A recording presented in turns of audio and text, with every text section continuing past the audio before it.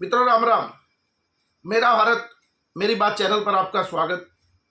आज के इस अंक में हम बात करेंगे जो मुनीर जो जनरल मुनीर हैं वो पाकिस्तान के जो सेनाध्यक्ष हैं वो अमेरिकी दौरे पर गए थे और उसका बड़ा बैंड बाजा बनाया गया था कि अमेरिका की जो उनकी सालाना परेड है सेना की उसमें वो चीफ गेस्ट के रूप में गए हैं। लेकिन वो अमेरिका गए तो सही, लेकिन वो उस परेड में कहीं जो सुनने में आया रहा है कि वो शामिल नहीं हुए और अमेरिका ने भी कहा कि हमने इस तरह का कोई न्योता नहीं दिया। लेकिन जो मैं कहना चाह रहा हूं कि जलकर राख क्यों हो रही है, विषय अमेरिका के अंदर परेड में शामिल होना ना होना जनरल मुनीर का वो नहीं है। विषय है कि यहां पर कई लोगों की जलकर राख हो रही है। उदाहरण के तौर पर आप ध्यान करेंगे 3-4 विषय कि सबसे पहले आपको ध्यान होगा जब भारत पाकिस्तान में ऑपरेशन सिंदूर चल रहा था और वो भी थोड़ा सीज फायर हुआ था, रुका था, स्थगित हुआ था, तो एक पाकिस्तान की मीडिया ने एक बयान जारी किया, पाकिस्तान के लोगों ने, कि रशिया जो है रूस एक अरबों खरबों डॉलर का एक प्लांट कराची के अंदर लगा रहा है और उससे पाकिस्तान को बहुत फायदा होने वाला है। रूस और पाकिस्तान की दोस्ती होने वाली है। जैसे ही ये अखबार पाकिस्तान का निकला, कांग्रेस पार्टी और यहां के विपक्ष के लोग निकले और कहा कि देखो भारत की कूटनीति फेल हो गई, रशिया ये कर रहा है। आपको ध्यान होगा, पुराना 13 मई की लगभग की बात है, वो पिछले महीने, तो पवन खेड़ा ने प्रेस कॉन्फ्रेंस की और कहा कि ये स्थिति है कि रशिया भी पाकिस्तान के पास स्टील प्लांट लगा रहा है। उनको दुख भारत का नहीं था, ये था कि देखो मोदी की हार हो गई। यानी अगर पाकिस्तान और रशिया नजदीक जा रहे थे तो पीड़ा होनी चाहिए, लेकिन ये लोग यहां बैठकर आनंद के साथ बता रहे थे कि ये स्थिति है। अगले ही दिन रशिया ने क्या किया, ऑफिशियल तौर पर कहा कि ऐसी कोई बात नहीं है, हमारी कोई पाकिस्तान में प्लांट लगाने की कोई ना तो कोई बात है ना कुछ है। और जो पाकिस्तान मीडिया ये जो कर रहा है, झूठी खबरें फैला रहा है, वो भारत और रशिया के जो दोस्ताना संबंध है उनको खराब करने का प्रयास है। ये बात रशिया ने ऑफिशियल तौर पर कही। जैसे ये बयान आया, यहां के लोगों में खलबली मची और उनकी जलकर खाक होनी शुरू हो गई। ये तो स्थिति है। दूसरी बार आपको ध्यान होगा, अभी मैं 2-3 घटनाएं बताता हूं कि आग कहां लगती है और जलकर खाक कहां होती है।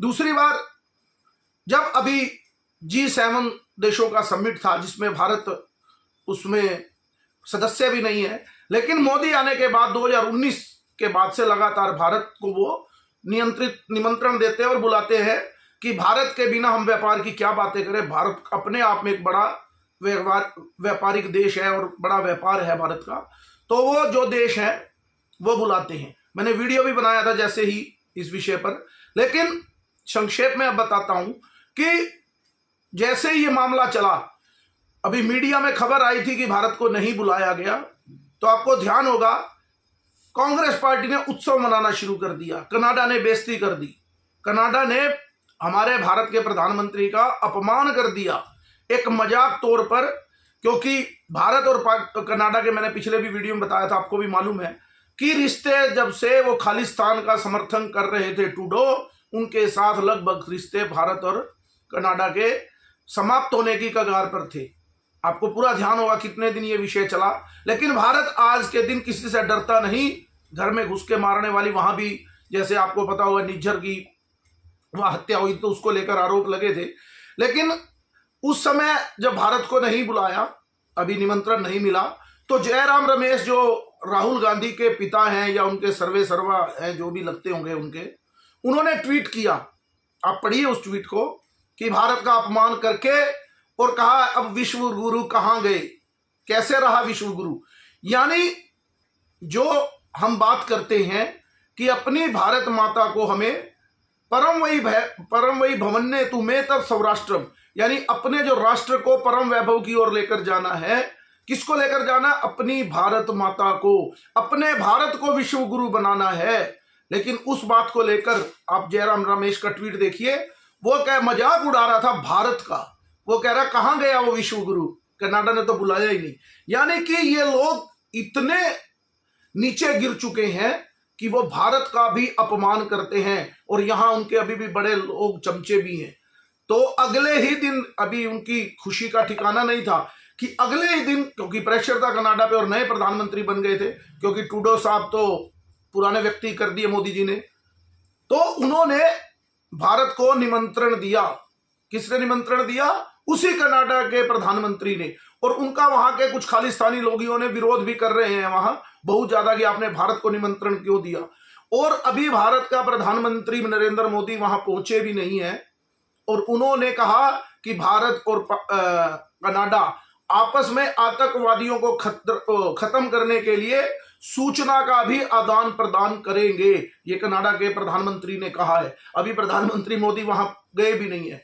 तो आग कहां लगती है? जलकर राख यहां पर होती है कांग्रेसी लोगों की। उसके बाद आपको ध्यान होगा, क्योंकि आज उनका आजकल में ही था वो परेड, तो जो सेना की परेड उनकी थी, सेना दिवस की अमेरिका की, तो जनरल मुनीर को न्योता दे दिया गया। अब जैसे ही जनरल मुनीर को न्योता दिया तो तकलीफ तो होगी, पूरे भारतवर्षियों को होना चाहिए, लेकिन कांग्रेस की तकलीफ देखिए, नगाड़ा बजाना शुरू कर दिया कि अपमान कर दिया, उसके साथ ये कर दिया। यानी कि वो अंदर से खुश हो रहे हैं। लेकिन अब पता लग रहा है कि ट्रंप ने ये क्यों किया, क्योंकि ये मामला जो चल रहा है ईरान, इसके लिए मैंने कल भी अपनी वीडियो में बताया था कि इसके पीछे उनकी क्या योजना है। उन्होंने ईरान के ऊपर हमला करना है, और वो उनके देश का मामला है। कोई भी देश किसको बुलाए ना बुलाए, ये उनकी नीति है। भारत की नीति सीधी होनी चाहिए जो इस समय है। हम किसी के गुलाम नहीं हैं, और वैसे भी कोई भी युद्ध या जीवन में भी व्यक्ति ने कभी भी, जो व्यक्ति दूसरों के सारे युद्ध लड़ते हैं वो सदा मार खाते हैं। हमें स्वतंत्र देश है, हमें अपनी लड़ाई खुद से लड़नी है। ठीक है, दूसरे लोगों को साथ लेना है, उनको बताना है कि विश्व बिरादरी में जैसे हमारी लड़ाई होती है तो समाज में पंचायत बैठती है तो कहते हैं कि ये देखो हम अपनी जगह ठीक है, केवल इतने तक। लेकिन कोई उम्मीद करेगी कोई दूसरा व्यक्ति आपके युद्ध में अगर आपका साथ देगा, तो ऐसा होने वाला नहीं है।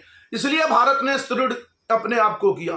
तो बहुत ज्यादा कांग्रेस ने उत्सव मनाया कि जनरल मुनीर को ट्रंप, और कहां गई ट्रंप और मोदी की दोस्ती। लेकिन अब वहां भी राख हो गई। तो कारण कुछ भी हो सकता है कि मुनीर वहां तो गए, लेकिन वहां सेना दिवस पर शामिल नहीं हुए, वो होटल में ही पैक पड़े रहे। उसके कुछ कारण हो सकते हैं, भारत का दबाव होगा, मैं भी नहीं मानता, क्योंकि दबाव होता तो उस तरह होता। मैंने कल के वीडियो में बताया था कि ये जो मुनीर है, इसको जाने से अब भारत को फायदा हो रहा है। ट्रंप ने गोल टोपी पहना दी है मुनीर को।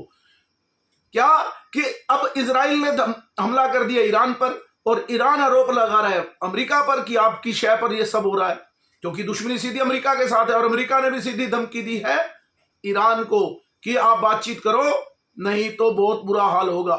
तो अब मुनीर अगर वहां बैठता है जाकर उनकी सेना की परेड में, क्योंकि अभी तो 1 महीना पहले वो मुनीर वहां गया था ईरान, और क्या कह रहे थे, तुम्हारा हमारा रिश्ता क्या, या इलाल इल्लिल्लाह, यानी हम तो मुसलमान भाई हैं, हमारा तो ये रिश्ता है, हम दोनों देश एक है। कुछ महीने पहले वो आपस में एक दूसरे के ऊपर हमला कर रहे थे, लेकिन बोले कि भारत ने जैसे ही ऑपरेशन सिंदूर चलाया तो ईरान जाकर मुनीर ये कह रहा था, शहबाज शरीफ और मुनीर, कि ला इलाहा इल्लल्लाह, हमारा रिश्ता यही है कि हम भाई हैं, मुस्लिम भाई हैं। अब वो पाकिस्तान का जो सेनाध्यक्ष अगर अमेरिका के सेनाध्यक्ष या वहां की मिलिट्री परेड में शामिल हो तो उसकी हालत क्या होगी। लगता है उसको पता लग गया, उसने ही माफी मांगी होगी, ट्रंप साहब मेरे को ये जो पैसे देने हैं मैं दे दो, ताकि मैं अपनी शॉपिंग करूं और वापिस जाऊं। तो ये स्थिति यहां पर फिर जलकर राख हो गई। अगर वो बैठता, वो विषय कुछ होते, लेकिन यहां मामला बनाया जाता क्या कि किस तरह से भारत के साथ अपमान किया है अमेरिका ने, और इन कांग्रेसी और ये लोग खुशी मनाते। अब बहुत से लोग कहते हैं, वो कांग्रेसी भी कहते हैं कि हम सवाल पूछ लेते हैं, हमें देशद्रोही कहा जाता है। ये देशद्रोही की ही बातें हैं कि भारत के कहीं भी नुकसान हो रहा हो तो आपको उसमें आनंद आता है। सत्ताएं आएंगी जाएंगी, पार्टी हैं, आज कल रहेंगी, परसों रहेंगी, नहीं रहेंगी, लेकिन भारत है, भारत रहेगा। इस थ्योरी पर काम करने के लिए तैयार नहीं है। जैसे मैंने कहा कि आपको क्यों ना कहा जाए कि आप देशद्रोह की तरह काम करते हैं, कि आप भारत का मजाक उड़ा रहे हैं कि कहां गया ये विश्व गुरु भारत। कमाल कर दिया।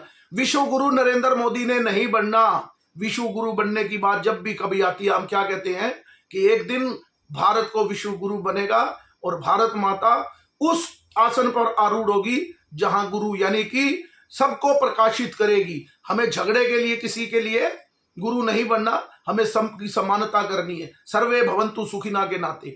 लेकिन यहां बैठे लोग इन बातों से क्लियर स्पष्ट होता है कि देश के प्रति भी उनका कितना स्नेह है। कुछ लोगों को तकलीफ हो सकती है कि आप पार्शलिटी कर, लेकिन जो बात देश की है, हमें वीडियो बनाकर कोई झूठी वो नहीं लेनी, या हमें ये नहीं करना कि बनाकर और व्यूज लेने, कुछ नहीं। देश की बात है, वो करनी ही चाहिए, चाहे वो बात हमें गाली मिले चाहे कुछ हो। लेकिन आज स्पष्ट होता है इन बातों से कि किस तरह के ये लोग, आप खुद अपने उनके ट्वीट चेक करिए और आप फैसला करिए खुद से कि ये देश के खिलाफ कहां तक गए हुए हैं। आगे भी कई चर्चाएं बहुत इनके वो हैं, ये तो मैंने 3-4 घटनाएं बताई। तो आज के अंक में इतना ही। मेरे इस चैनल को लाइक कीजिए, सब्सक्राइब कीजिए और ज्यादा से ज्यादा शेयर कीजिए। भारत माता की जय, वंदे मातरम, जय श्री राम।